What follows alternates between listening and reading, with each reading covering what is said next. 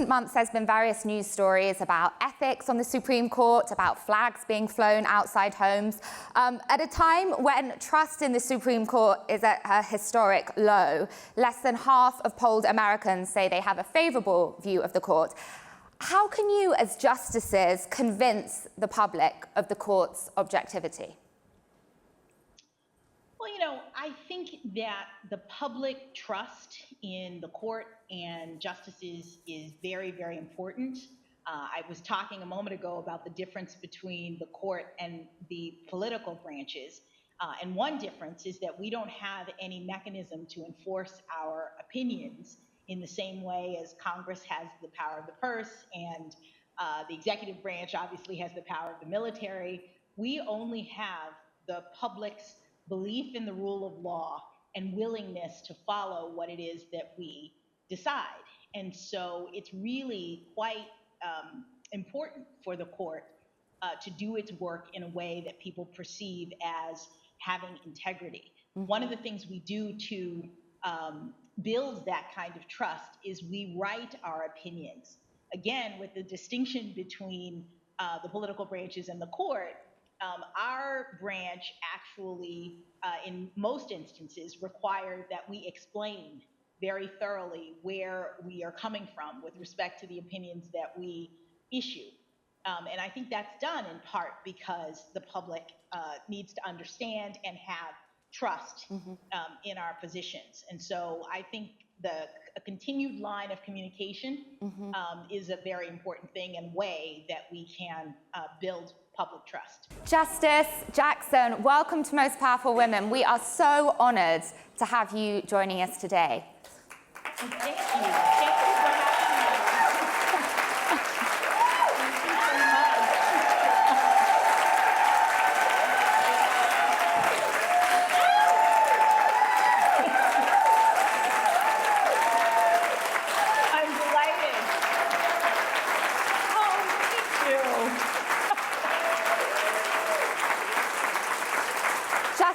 Jackson, I hope you can see what's going on in the room. You have a full room of women giving you a very loud standing ovation. Oh, well, I'm just sorry I can't be there with you in person, but thank you so much. Well, I think we'll let you off the hook because you've got some pretty important business that you're attending to. So I want to start with Lovely One. Malin set it up brilliantly. It's a really beautiful book that spans your childhood in Miami, your time at Harvard, and then your ascent through the legal profession. And all of this is set against the really incredible backdrop that in your family, it took one generation to go from your parents experiencing segregation to you sitting on the highest court in the land. What do you think it was about your upbringing that set you on this remarkable course for success? Well, I'll tell you, I think that it really was the timing of my birth that had a lot to do with my ability to get to where I am today. I was born in 1970, which was within 5-6 years of the Civil Rights Act, the Voting Rights Act, and the end of segregation in this country. And my parents, as you mentioned, had actually been subjected to that state of affairs. They were not allowed by law to participate fully in the society. And so when I was born, they were like, this is our shot. Our daughter is going to do all the things that we were not able to do. And they really poured themselves into preparing me for all of the opportunities that society was now giving them. So if there were swimming lessons, my mother put me in the swimming lessons. And if there was an opportunity to do a speech at the Dade County Youth Fair, I was doing the speech. And every piano lessons, everything that there was to prepare a child to really believe that they could do anything that they wanted. And then my father also decided to go back to law school. I was born in Washington, D.C. My parents were both public school teachers at the time. And then my father, when I was about 3 years old, decided he wanted, instead of being a history teacher in high school, he decided he wanted to be a lawyer. And so he got into the University of Miami, and we moved back to Miami. And one of my earliest memories is of sitting at our kitchen table in our apartment on the campus of the University of Miami with me across from my father, and he had all of his law books on the table, and I had all of my coloring books on the table. And just seeing his example as someone who could study law, I think really got me thinking from that early on that might be something I wanted to do. And your husband, Patrick, and your two daughters are a really pivotal part of the book. And I was thinking about your daughters a lot when I was reading it and what it means to have a mother on the Supreme Court. As you are young women going out into the world, trying different things, probably messing up a bit, as we all do. How do you balance allowing your daughters to have fun, be young, probably post on social media, with the fact that your family is under more scrutiny than the average one is? Well, that's a great question. It's not easy, and I'm sure if you asked my daughters, they would have a different perspective than I do. You know, I think they are so proud of me and my husband, Patrick. The careers that we have chosen, mine obviously puts me in the spotlight more than the average person, but I think that their interest in seeing me succeed and our family succeed kind of keeps them under wraps a little bit more than if I wasn't in this position. But it isn't easy. I mean, it certainly is. I hope from the book that you got the sense that I was trying to be as transparent as possible about our journey and our family and the difficulties that we faced, because I wanted people to see that, you know, ordinary people can do extraordinary things. I really did get that sense. You're incredibly honest about how difficult you found it when your daughters were younger. You talk about one of your daughters being diagnosed with autism. And I wondered, did you ever have any hesitation about writing such a personal book? You know, I did. But what's interesting is that I think the hesitation came at the time that I was considering whether or not to potentially accept the nomination to the Supreme Court if the president was going to extend it to me. And I talk in the book about a moment where the White House had contacted me to say that I was being considered along with some other people, and therefore I was on the short list to possibly be elevated. And I gathered our family because I felt that if we decided to go down this road, then our whole lives would be under scrutiny and in the spotlight. People might find out, for example, that my daughter is autistic, and I wanted everybody to be on board with those kinds of revelations. And then when it came time, after I'd gotten on the court and decided that I was going to write this book, you know, I just wanted to make sure that my daughters were comfortable with me revealing the information. I thought it was important if you're going to write a life story and explain the challenges that you face, to be honest about it. And both of my daughters were very supportive, as was my husband, of us just being honest about our circumstances.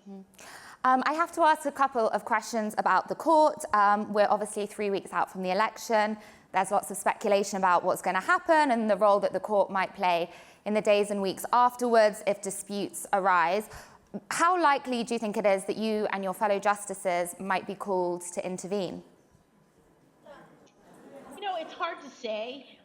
What we do as a court is we wait for cases to be filed. This is what distinguishes the court from other branches of government. The executive branch and the legislative branch can sort of look out into the universe and decide that they want to write legislation about certain things or they want to enforce certain policies. We wait until cases are brought. And so, you know, I think that based on past experience, the court has been asked to weigh in on legal disputes that happen around election time. So I wouldn't be surprised if we were, but it's hard to predict how likely it's going to be. And then in recent months, there's been various news stories about ethics on the Supreme Court, about flags being flown outside homes. At a time when trust in the Supreme Court is at a historic low, less than half of polled Americans say they have a favorable view of the court. How can you, as justices, convince the public of the court's objectivity? Well, I think that the public trust in the court and justices is very, very important. I was talking a moment ago about the difference between the court and the political branches. And one difference is that we don't have any mechanism to enforce our opinions in the same way as Congress has the power of the purse, and the executive branch obviously has the power of the military. We only have the public's belief in the rule of law and willingness to follow what it is that we decide. And so it's really quite important for the court to do its work in a way that people perceive as having integrity. Mm-hmm. One of the things we do to build that kind of trust is we write our opinions. Again, with the distinction between the political branches and the court, our branch actually, in most instances, required that we explain very thoroughly where we are coming from with respect to the opinions that we issue. And I think that's done in part because the public needs to understand and have trust in our positions. And so I think a continued line of communication is a very important thing and way that we can build public trust. And I want to talk a bit about your day-to-day life on the court, and you mentioned the opinions, and how you deal with things when they don't go to plan professionally. So, when a ruling is handed down that you don't agree with, whether it be affirmative action or Roe v. Wade being rolled back, how do you process that at the end of the day? Because on the one hand, it's a ruling that's going to have a huge impact on the American people, but I also imagine there's a degree of personal frustration and disappointment. How do you cope with that and kind of get back in there to Justices Conference the next day or whenever it might be? Well, I'll tell you, I had the great good fortune of clerking for the justice whom I replaced, Justice Breyer. And one of the things that I try to do is emulate his way of being in the court, which is, and I talk about this in the book, I talk about my clerkship, I talk about how he was as a justice in terms of modeling this kind of ability to be optimistic, to brush himself off and go back into the conference with the other justices. You're talking about a branch of government, an institution that consists of 9 people. So you really do, with lifetime appointments. So you really do have to get along. And I think one of the most important things is to try not to take anything personally. We do get the opportunity to voice our disagreements in the form of writing separately. And we lay out on the table what our views are. If they differ from the majority, then we write a dissent. And then we put it behind us because that's the way the institution is set up. And as you say, it's necessary for us to be able to do our jobs.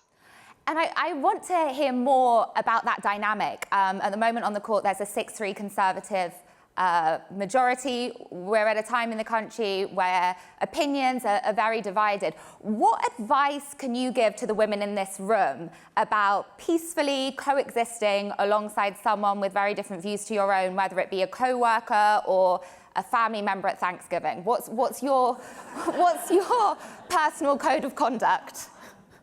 Well, I mean, I think this is one of the things that the court tries to model, that all courts do.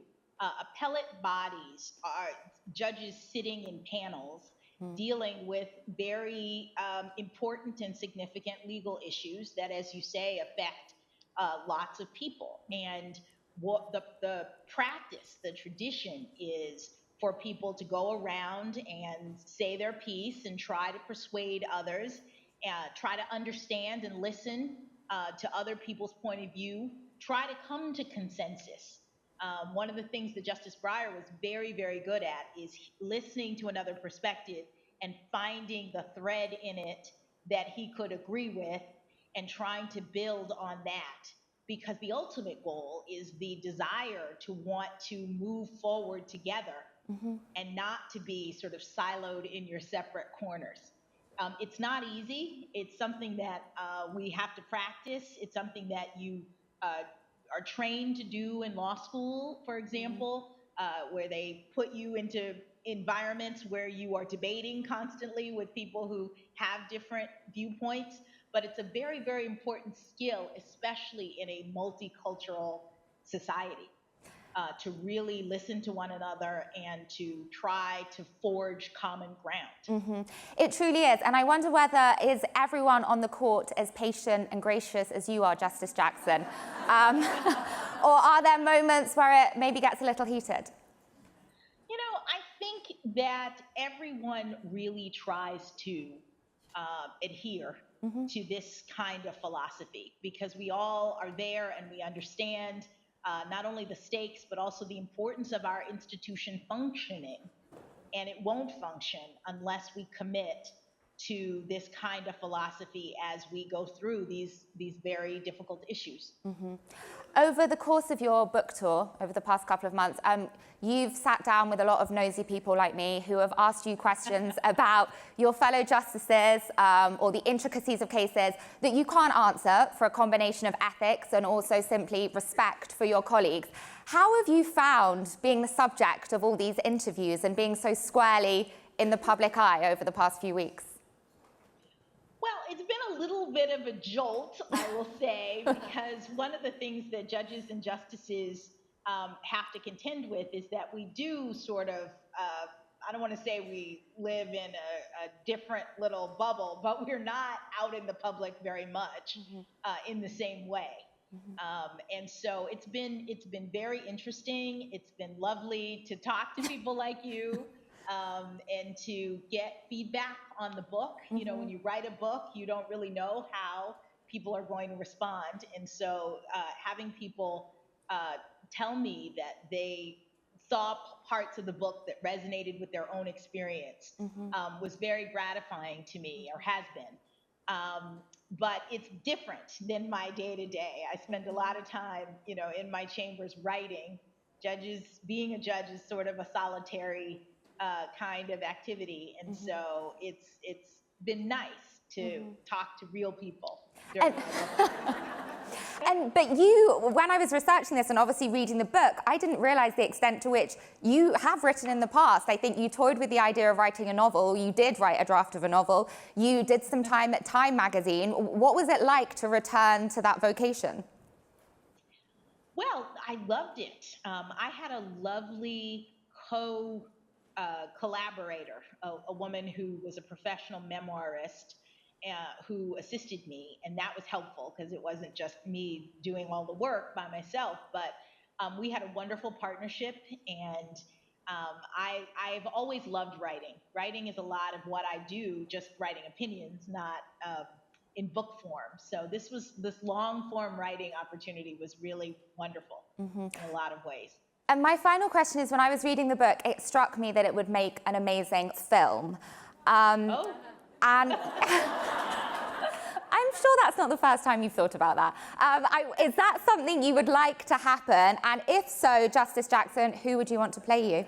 Oh my goodness. Well, I'm not going to answer the second question. I don't want to limit. I don't want to limit the universe. You know, I'd certainly be open to it. I honestly, you know, wrote the book just hoping that the narrative form would be attractive to people. So I don't know whether or not it will become a film, but I appreciate the idea. Justice Jackson, it's an honor to have you with us. Thank you so much for your time.